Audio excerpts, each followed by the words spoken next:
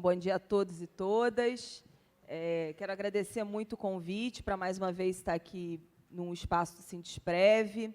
Para nós, do Antissindicato Nacional, essa é uma experiência fundamental da gente estar desenvolvendo, que é o diálogo com outros setores do funcionalismo público.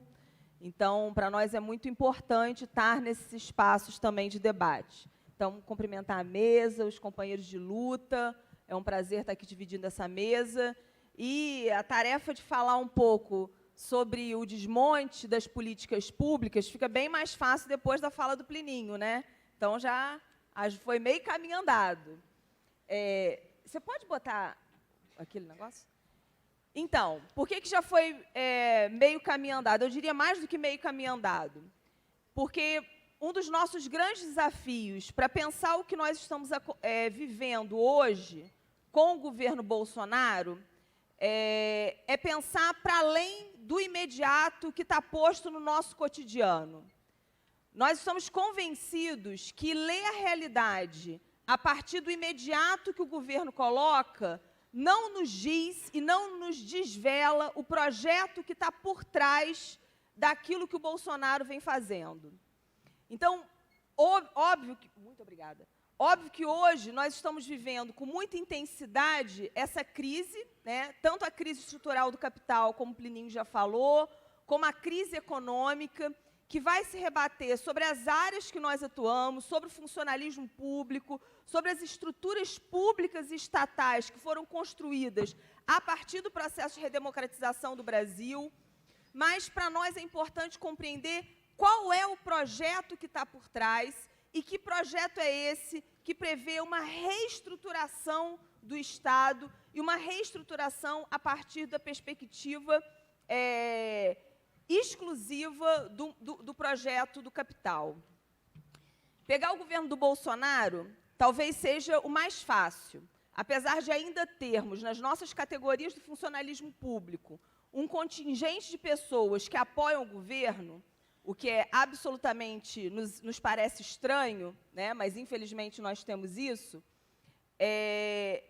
isso ainda seria o imediato.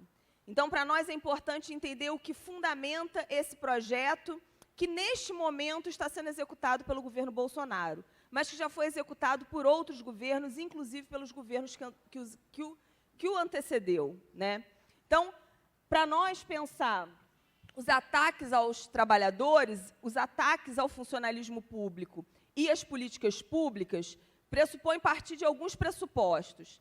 Eu tenho feito um exercício, eu tenho brincado que eu sou péssima nessa... Aí, tá vendo? Sou tão péssima que eu esqueci que eu mesma que tenho que passar, né? Que é fazer um exercício de botar em slide para tentar colocar alguns números e alguns dados que eu acho que ajudam a gente a... Eu não sei nem para onde aponta. Para onde aponta? Ah, passou. Pronto. Então, alguns pressupostos da nossa análise. Primeiro, nos parece que nós estamos no momento de recuperar os clássicos do pensamento brasileiro. Acho que é algo que o Plininho sempre pontua nas falas dele e a gente tem muito acordo com essa análise. Por quê? Porque é o momento da gente reler a nossa realidade a partir daquilo que estruturou esse país, que é um país colonizado, um país que tem marcas na escravidão, como também já foi falado pelo Plininho. Então, alguns pressupostos para essa nossa análise, para a gente entender o que acontece hoje com o funcionalismo público. Primeiro, que, como eu falava, as dimensões do que nós vivemos hoje não vão ser entendidas se a gente entender apenas o imediato do governo Bolsonaro.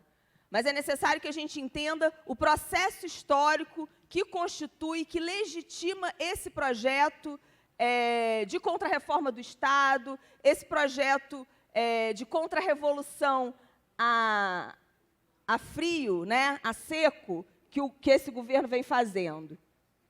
Esse projeto, ele não é um projeto que se desenvolve apenas no Brasil, mas ele vai se desenvolver em toda a América Latina e também numa boa parte do mundo, como expressão da crise internacional do capital. Então, não é uma exclusividade nossa, e se a gente olhar para a América Latina e olhar um pouco ao redor, nós vamos ver que essa crise internacional do capital é uma crise que vai ter exigências mundiais para a reconfiguração dos Estados nacionais.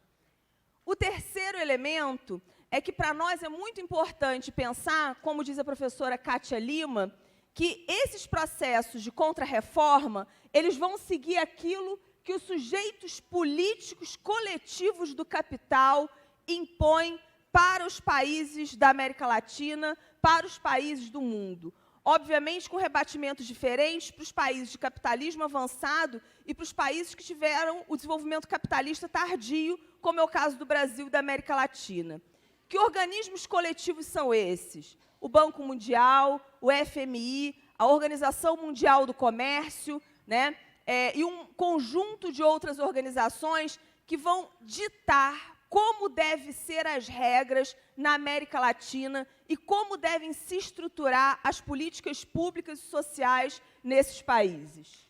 E, para nós entender isso tudo, nos pressupõe entender duas grandes crises. Uma que o Plininho já tratou bem diretamente, e a outra que ele tratou indiretamente, que é a chamada crise do socialismo real. Bem, primeiro que entender essa crise estrutural do capital e a crise do chamado socialismo real nos coloca dois grandes desafios. Em primeiro lugar, fazer um bom mapa da situação que nos leva a ter como alternativa para a condução do poder um projeto de extrema-direita. Segundo, a nossa dificuldade, quando a gente pensa a crise do chamado socialismo real, de dar respostas a esse momento da conjuntura. E parece que aí é a parte que nos cabe nesse latifúndio. Então, tão importante para nós quanto entender a crise estrutural do capital e os rebatimentos dessa crise para a nossa realidade é entender a crise do chamado socialismo real e as dificuldades que nós temos hoje de dar respostas à altura para fazer os enfrentamentos que a conjuntura nos exige. Então, primeiro, pensando aí rapidamente essa crise internacional do capital, que vai nos trazer alguns elementos, né? Eu vou passar rápido, porque eu acho que o Plínio já deu uma boa estruturada, já fez um bom debate sobre a questão da crise internacional do capital.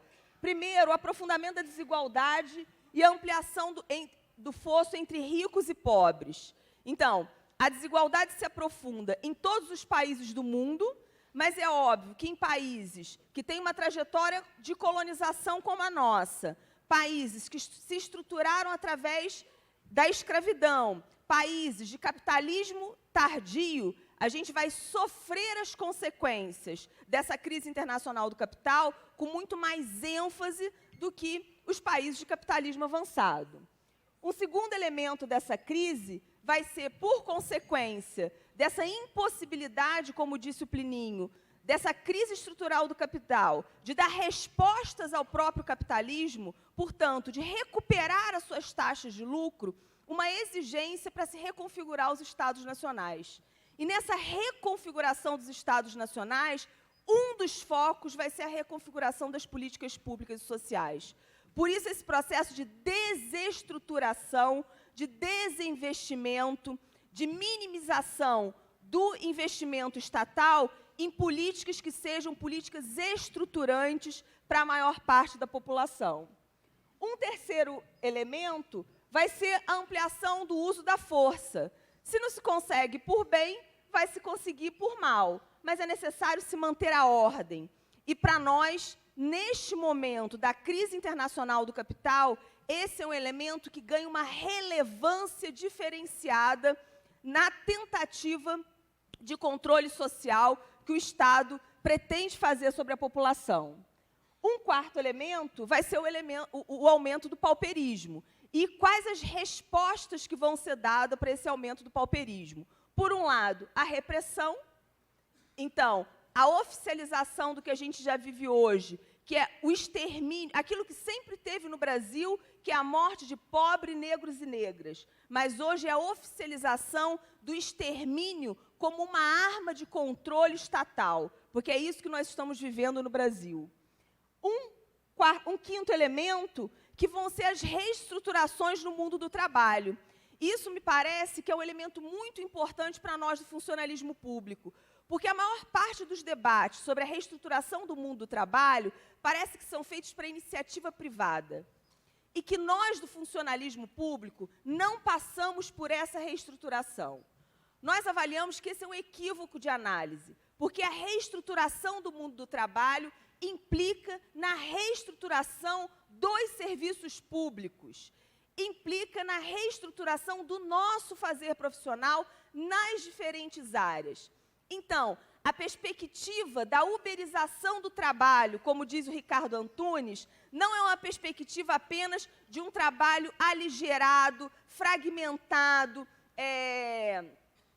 desqualificado para a iniciativa privada. É uma perspectiva que tenta ser imposta também no funcionalismo público. E a gente vai ver isso se a gente fizer uma rápida análise sobre os últimos 20 anos dos nossos locais de trabalho.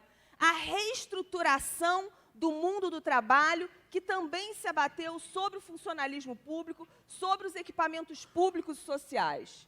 E um último elemento, que vai ser esse recrudescimento do conservadorismo, que vai ser essa perspectiva conservadora, que algumas pessoas vêm analisando, que nos parece de forma equivocada, como uma cortina de fumaça para tentar deixar nebuloso aquilo que de fato seria o essencial da crise, que seria a crise econômica. Nós avaliamos que esse é um discurso equivocado, porque aquilo que pode parecer como uma cortina de fumaça pode ser hoje a única perspectiva de resposta para a crise internacional do capital, porque não vai ter resposta econômica, porque não vai voltar ao crescimento com essa crise profunda do capitalismo. Então, são necessárias outras formas para dialogar com segmentos da população. E uma dessas formas é o incentivo a essa perspectiva conservadora que tenta naturalizar extermínio de pobres, que tenta naturalizar a redução do Estado e do investimento estatal em políticas públicas,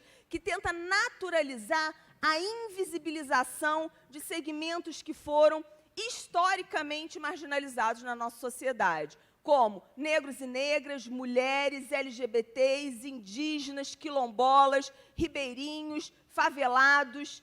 Essa população que, no último período, por conta da sua luta, vai conseguindo ter visibilidade social e também no âmbito das políticas públicas, mesmo que de forma fragmentada e pontual, como disse o Plininho, hoje, o que se tem é uma tentativa de voltar à invisibilidade desses segmentos. Porque, na atual crise do capital, nem isso é permitido mais. Nem o pouco que nós conquistamos por segmentos, em alguns segmentos da população. Para onde que eu viro isso? Ah, passou. O segundo elemento, que seria a chamada crise do socialismo real, que é aquilo que abate sobre nós, diante dessa conjuntura toda, após o fim da União Soviética, a queda do muro, como que ficam as esquerdas do mundo? Como que está a organização dos trabalhadores? Nos parece que está mais fragmentada, então nós estamos, ao invés de estarmos mais unificados em torno de uma pauta, para fazer os enfrentamentos contra o capitalismo, nós estamos mais fragmentados. Acho que uma expressão da nossa fragmentação é o fato de a gente nunca ter tido tantas centrais sindicais no Brasil como nós temos hoje. Nós temos cerca de 10 centrais sindicais hoje no Brasil. Desde aquelas mais pelegas, mais a serviço do capital, às mais combativas, como é o caso da nossa central sindical, a CSP com Lutas. Bem, essa fragmentação não nos ajuda na construção de um projeto estratégico. E essa fragmentação tem que ser lida junto com outros elementos derivados da crise do socialismo real. Primeiro, uma descrença na possibilidade de superação dessa ordem social. E o que essa descrença nos leva? Essa descrença nos leva à divisão entre nós, essa descrença nos leva a uma luta pelo possível dentro da ordem do capital. E, por isso, as estratégias eleitorais passam a ser, e muitas vezes, a estratégia da classe trabalhadora. E não uma estratégia, subalternizando a perspectiva da organização autônoma dos trabalhadores. O que nós vivemos nos últimos 20 anos no Brasil foi tentativa, com êxito, infelizmente, né, de aplainar a organização dos trabalhadores, de desarmar os trabalhadores, colocando as principais entidades coletivas dos trabalhadores, formadas a partir do processo de redemocratização do Brasil, a serviço do governo. Para nós, esse é um erro estratégico da classe trabalhadora, porque se queremos construir um projeto de emancipação de classe, é necessário que esse projeto se construa com entidades autônomas, autônomas de governos, autônomas de partido, autônomas de gestores, mesmo que a gente entenda, compreenda e tenha acordo que a luta pelo imediato e a luta via as vias institucionais, como a via eleitoral, é uma luta importante para a classe trabalhadora. Mas a luta pela emancipação da classe não pode se dar exclusivamente pela via eleitoral, porque em lugar nenhum do mundo nós vivemos uma experiência em que a superação da ordem tenha sido dada pela via eleitoral. Então, nós avaliamos que é necessário recuperar os sentidos da organização autônoma dos trabalhadores. Eu mesmo toda hora me esqueço que eu tenho que passar. Bem, o que essas crises vão ter como exigências, e essas exigências vão se rebater nessa reconfiguração das políticas públicas e sociais? Uma reconfiguração dos Estados nacionais que vai exigir, primeiro, uma desoneração do Estado. Uma desoneração, a gente poderia botar até ali com aspas, porque é uma falácia a desoneração. O que ele vai colocar como alternativa à desoneração? A privatização ou as parcerias públicos-privadas, que é o que está posto para os serviços públicos. A mercantilização das políticas públicas, nessa tentativa de recuperar a crise do capital, vão se combinar diferentes alternativas. Primeiro, uma superexploração da classe trabalhadora, que vai desde a destruição da legislação trabalhista, e a legislação trabalhista, uma transformação da legislação trabalhista, que vai impulsionar mudanças que afetam o serviço público, como a gente viu semana passada, o STF julgando que não é mais obrigatória a revisão anual do reajuste dos servidores públicos. Ou seja, num país que você tem uma desestruturação da legislação trabalhista, manter alguns direitos para o funcionalismo público se torna privilégio, na lógica desse Estado privatizante. Então, é necessário uma combinação de diferentes formas para tentar recuperar as taxas de lucro do capital. E o Estado vai ser a grande base para o capitalismo. Então, a exploração da classe trabalhadora, diferentes formas de apropriação do fundo público pela iniciativa privada. E aí as políticas públicas vão ser um dos canais privilegiados para isso, seja através da terceirização, da parceria público-privada, ou através da cessão mesmo, né, o repasse do Estado para a iniciativa privada, para a gestão de determinados equipamentos. Um terceiro elemento, que vai ser uma das formas de apropriar, então, o fundo público. Um terceiro elemento é transformar todas as nossas conquistas históricas que estão expressas nas políticas públicas em mercadoria. Então, a gente passa a vender educação, saúde, assistência, como vende água, como vende lápis, como vende qualquer outra coisa. Por isso, essas ideias de, ao invés de ter o Sistema Único de Saúde, ter os planos de saúde populares, para incentivar a iniciativa privada. Ao invés de ter uma educação pública superior de qualidade, ter o Futurice, que é a subordinação da universidade à iniciativa privada, que, obviamente, vai ter consequências para a educação básica. Então, já falei desses outros elementos. Vamos passar. Essas modificações, elas vão estar pautadas em quê? Na expressão máxima do capitalismo contemporâneo, que são as regras ditadas pelo Consenso de Washington no final da década de 80. Então, nós vamos ter alguns elementos que vão ser os elementos que vão paulatinamente sendo implementados na política brasileira e na reconfiguração do Estado brasileiro. Disciplina fiscal, redução dos gastos públicos, qual é o principal argumento do governo contra nós, funcionalismo público? Nós somos onerosos, nós gastamos muito. Ou como disse o ministro da Educação anteontem, nós, professores, somos a zebra gorda, que ganhamos muito, e por isso ele tem que ir atrás de nós, professores. Imagina que somos nós que oneramos o Estado. É o serviço público que onera o Estado?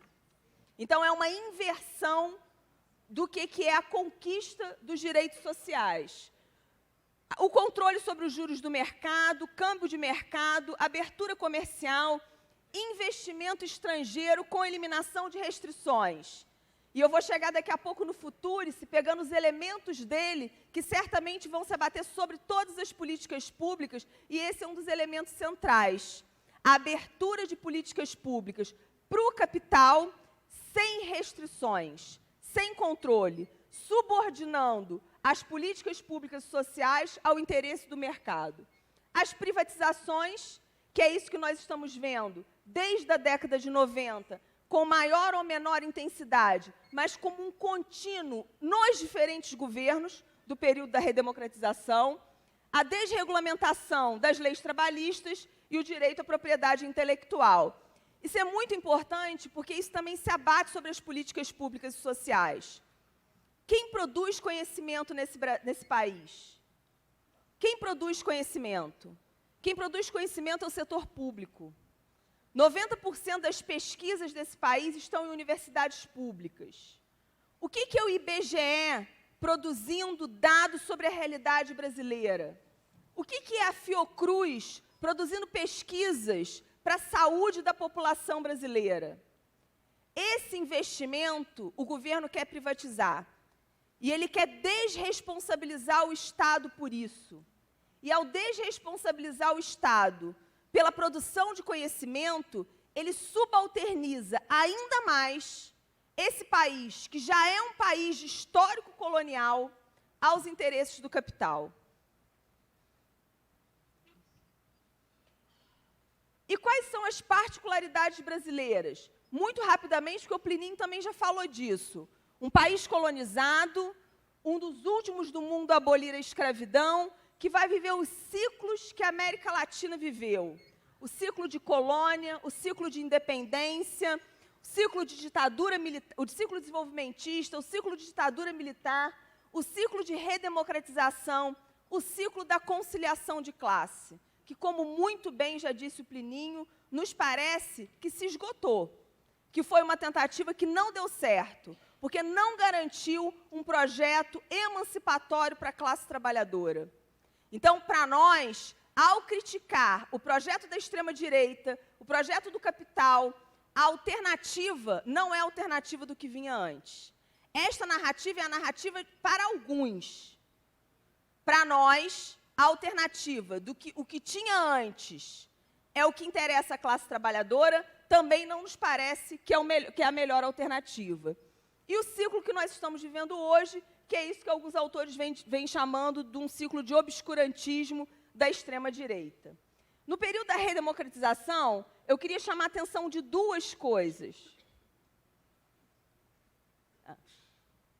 De dois elementos centrais, que para nós compreendermos as políticas, essas transformações nas políticas públicas são fundamentais. Primeiro, nós vivemos algumas particularidades, como dizia o Florestan Fernandes, né? E é importante que a gente recupere quais são as particularidades da história brasileira. Primeiro, uma Constituição de 88 eivada de contradições. Uma Constituição que, ao mesmo tempo, que consegue garantir direitos para a classe trabalhadora por conta da nossa luta, como expressão da luta da classe trabalhadora, também já é uma Constituição marcada pelos interesses do capital. Então, é importante que a gente entenda, eu sempre brinco o seguinte, que nós hoje, no século XXI, estamos defendendo a Constituição de 88, que à época, uma parte da esquerda da época considerou regressiva, e dizia, inclusive, que não assinava a Constituição Federal por considerá-la regressiva. Nós estamos defendendo esta Constituição e estamos defendendo a CLT do Getúlio Vargas. Olha que vida triste que nós estamos vivendo. Então, o momento é um momento de profunda regressão. Essas marcas na Constituição de 88, que é o que vai estruturar todas as políticas públicas que nós trabalhamos, que vai estruturar o funcionalismo público no Brasil, já trazem no seu bojo, primeiro, a marca de uma política pública e social que deveria ser universal, mas já traz também as marcas do projeto neoliberal que começa a ser imposto no Brasil na década de 90, a partir do governo do Collor. E com esta marca do projeto neoliberal, as políticas públicas, que deveriam ser universais e para todos, elas já começam, antes mesmo de se consolidarem, a serem restritivas. Então, essa é uma contradição que está para nós no bojo da nossa particularidade. O segundo elemento que eu queria chamar a atenção é sobre o projeto de contrarreforma do Estado do governo Fernando Henrique Cardoso, o projeto do MARE, assinado pelo Bresser Pereira, que é fundamental para nós entendermos os retrocessos que nós vivemos hoje. Porque, com continuidades e descontinuidades, todos os governos, depois do Fernando Henrique Cardoso, tiveram neste documento a referência para a reestruturação do serviço público. Porque lá, em 95, o governo Fernando Henrique já falava como as políticas públicas deveriam ser reestruturadas, pensando a resposta a ser dada para o capital, para a crise internacional do capital. E como que a gente está no investimento público nas nossas políticas públicas? Se a gente olhar a última série histórica, nós vamos ver que apenas em 2014, nós tivemos o investimento estatal em políticas públicas com maior peso e, possivelmente, agora em 2019, nós vamos ter o menor investimento dos últimos 15 anos. Os números aí falam por si. Não pode um país que aumenta o pauperismo, que aumenta a desigualdade entre ricos e pobres, que aumenta o desemprego, que aumenta a quantidade de gente, ter o menor investimento dos últimos 15 anos.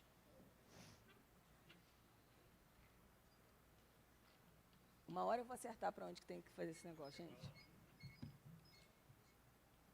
Aí, pronto. Então, os investimentos públicos, os investimentos no âmbito federal, tanto os investimentos que estão na PLOA, quanto as despesas pagas. A gente tem um investimento maior do que as despesas pagas ali entre 2011 e 2015, e depois a gente vem com investimento que só vem reduzindo.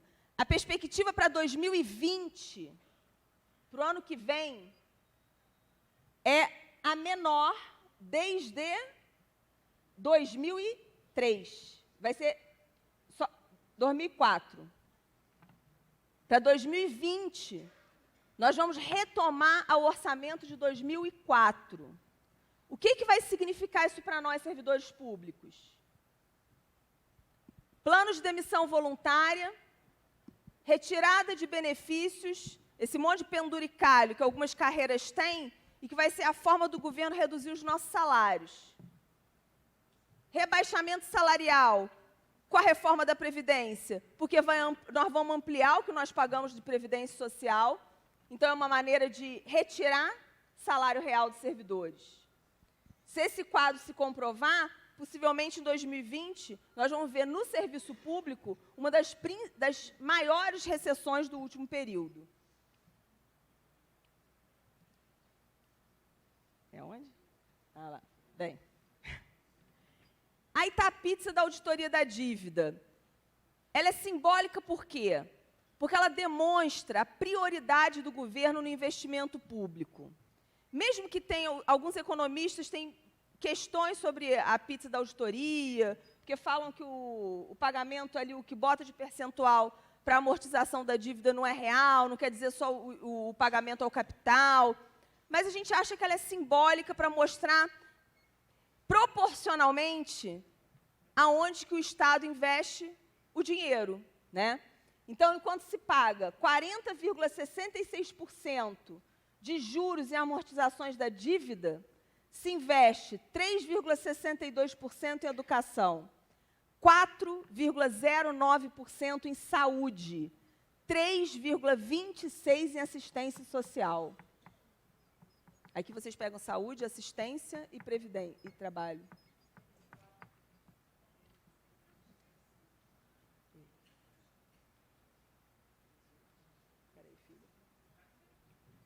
O bloqueio do governo atual no investimento estatal. Principal bloqueio, Ministério da Educação e depois o Ministério da Defesa. E aí tem a ver, com essa perspectiva obscurantista, que é o mesmo que fundamenta os ataques à educação pública, aquilo que o Plinio já falou, a educação e a perspectiva de educar um povo é perigosa para o capital. Então, a educação hoje ela é atacada não só porque ela pode se tornar uma mercadoria, como ela já é, para a iniciativa privada, mas porque ela é uma ameaça na perspectiva da proposta de organização dos trabalhadores. Uma educação que seja plena, uma educação que seja de fato fundamentada nos princípios da educação que nós defendemos, é uma educação que contribui para o processo de elevação da consciência dos trabalhadores e das trabalhadoras. E esse tipo de educação não interessa esse governo. Então, um país que ainda tem analfabetismo, o governo retira investimentos da área de educação, né, como principal corte dele. E quais vão ser as marcas da política pública e social brasileira? Primeiro, ela vai ter um caráter contraditório o tempo todo. Ela vai ser fruto, da nossa luta. 2, da necessidade de controle do Estado sobre os trabalhadores. E por isso as políticas públicas e sociais, elas têm inerente a elas um caráter contraditório, uma vez que nenhuma das nossas políticas são políticas emancipatórias. Elas são políticas que amenizam a pobreza, no máximo, né? 3, como uma resposta do próprio capital ao controle da população e também como uma resposta à reprodução social da força de trabalho. E 4, talvez a principal contradição na nossa particularidade é o distanciamento que existe entre aquilo que está em lei e aquilo que foi de fato executado das nossas políticas públicas. Como a gente conquista muito tardiamente a estruturação de políticas públicas e sociais, só a partir da Constituição de 88, que a maior parte, todas as nossas políticas vão ter por base a Constituição de 88, e logo em seguida se inicia o projeto neoliberal no Brasil, antes mesmo delas se consolidarem, elas já começam a ser desmontadas. Então, algumas das nossas políticas, elas vão ter uma regulamentação apenas 10 anos depois que a Constituição Federal foi implementada, né, foi realizada. Alguns direitos, como, por exemplo, os direitos das pessoas com deficiência, o Estatuto da Pessoa com Deficiência, que é uma área que pega também as políticas públicas que nós trabalhamos, ele vai ser feito agora, em 2013, 2015. Então, é muito recente alguns direitos que já deveriam ter sido regulamentados em 88. E aí, obviamente, eles passam a ser regulamentados já sob o jugo do neoliberalismo. Quais vão ser, então, as principais áreas de regressão desse atual governo? A legislação trabalhista, que vai ser essa reestruturação toda que já foi feita, a previdência social pública, que, infelizmente, deve se completar agora no Senado como uma das piores contra-reformas da Previdência, mas é importante que a gente saliente que não é a primeira. A gente começa com contra-reforma na Previdência, lá no Fernando Henrique Cardoso, passando pelo Lula. Imagina, num governo que se dizia dos trabalhadores, acabar com a paridade entre ativos e aposentados. Quem é aposentado? Exatamente, 2003. Quem é aposentado nesse país e que se aposentou lá na época do Fernando Henrique ou depois na era do Lula, tem os salários absolutamente achatados. Eu estava vendo, o pessoal levantando a mão, infelizmente, eu estava citando como exemplo uma professora da minha universidade que se aposentou lá nos anos 2000. É uma professora ultra renomada, não vou falar o nome dela porque ela é muito conhecida de fato, ela recebe o mesmo salário que eu, que tenho 12 anos na ativa. Porque ela se aposentou no início dos anos 2000 e o salário dos aposentados ficou estagnado, praticamente. Então, assim, isso é um preço que, de fato, quem pagou a conta desse ajuste fiscal que o Partido dos Trabalhadores também implementou no Brasil foram os trabalhadores, em especial os servidores. A saúde vai ser atacada de todas as perspectivas. A gente consegue construir um dos principais sistemas de saúde pública do mundo, que é o Sistema Único de Saúde, que é referência em várias partes do mundo.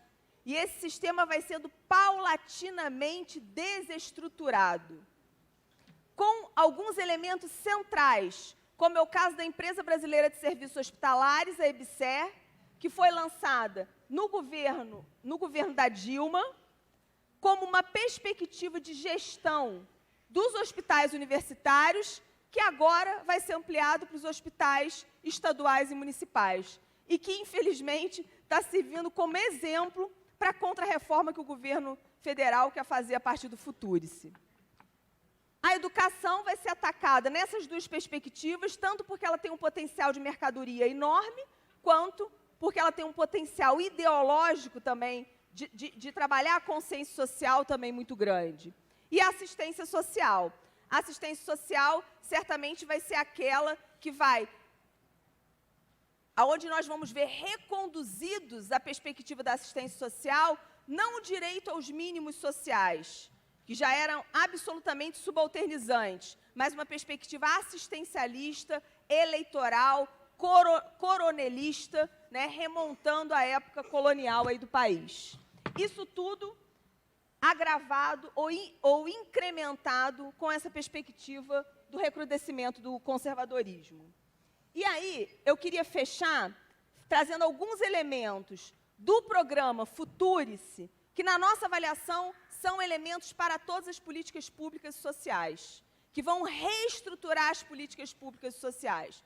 Eu vou tentar ao máximo aqui não falar da educação, porque o que interessa é aquilo que, na nossa avaliação, vai se bater sobre as outras políticas, né? Mas ele é um projeto pensado para a educação.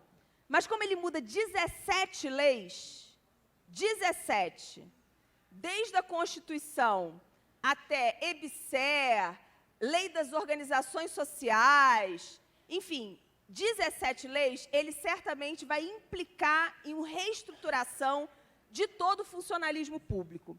A partir do quê? A partir de uma mudança na gestão institucional. O que o Futurice pretende? Repassar a administração das instituições públicas, no caso hoje da educação, para organizações sociais e fundos de investimento. Na saúde, vocês já vivem muito antes de nós a experiência das organizações sociais. Que nós sempre falamos, e esse tem sido um dos nossos argumentos contra o Futurice, que não deu certo em lugar nenhum. Que ela só precarizou ainda mais nos estados onde, por exemplo, a saúde básica foi entregue às organizações sociais. Ela amplia os esquemas de corrupção, precariza o atendimento, reduz atendimento. Então, não há vantagens em entregar a gestão de um equipamento público às organizações sociais. Mas essa é a principal forma de mudança de gestão que o Futurice está prevendo no que tange a quem vai administrar pessoal, patrimônio público. E quem administra pessoal e patrimônio público, administra também a produção de conhecimento. A gestão de pessoal, a alternativa do Futurice é o quê? Parar com os concursos públicos. Então, se nós já tínhamos defasagem nos nossos equipamentos públicos de servidores, com o Futurice isso se agrava. E qual vai ser a alternativa de entrada de novos servidores? Organizações sociais ou parceria público-privada através das fundações de direito privado. Ou seja, a ampliação da terceirização em novas regras, porque a terceirização não altera a gestão da instituição, mas as organizações sociais e os fundos de investimento, sim. Então, a gente perde a autonomia de gestão dos nossos equipamentos. A gestão de patrimônio. O patrimônio público, na proposta do Futurice, pode ser gerido por essas organizações sociais. Quando mudar lá a lei das OS, não vai mudar só para a educação, vai mudar para todos os equipamentos públicos. Vai mudar para todo o serviço público. Por isso, o nosso patrimônio público, e como já dizia o novo marco de ciência, tecnologia e inovação, pessoas e patrimônio público vão poder ser cedidos para a iniciativa privada sem ônus para as empresas. Então, nós vamos poder ser cedidos para as empresas sem ônus para elas. Uma mudança na produção do conhecimento, que vai passar a ser subordinado aos interesses do mercado e do capital. E o acesso a direitos, que vai ser o quê? A partir dessa perspectiva obscurantista de invisibilizar os segmentos populacionais que foram historicamente marginalizados. Quais são os elementos desse projeto que, na nossa avaliação, vão se abater sobre todo o conjunto do serviço público? Primeiro, a privatização por dentro das políticas públicas. Vai continuar com a capa de público, mas por dentro vai sofrer uma desestruturação. Então, vai ser a aparência de público, mas por dentro absolutamente privado. É intensificar esse processo que nós já vivemos desde a década de 90. Porque se a gente pegar as nossas instituições, elas já sofrem com a terceirização. Né? Nós já temos trabalhadores terceirizados, elas já sofrem com a parceria público-privada. Só que agora é num patamar elevado. Porque é num patamar da gestão, é num patamar da gestão de pessoal, da gestão de patrimônio, da gestão de recursos.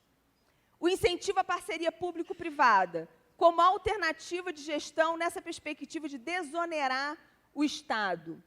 A gestão realizada por organizações sociais, o fim da autonomia das nossas instituições públicas. Qual é a autonomia que nós teremos no processo, no nosso processo de trabalho? Quem vai ditar as regras?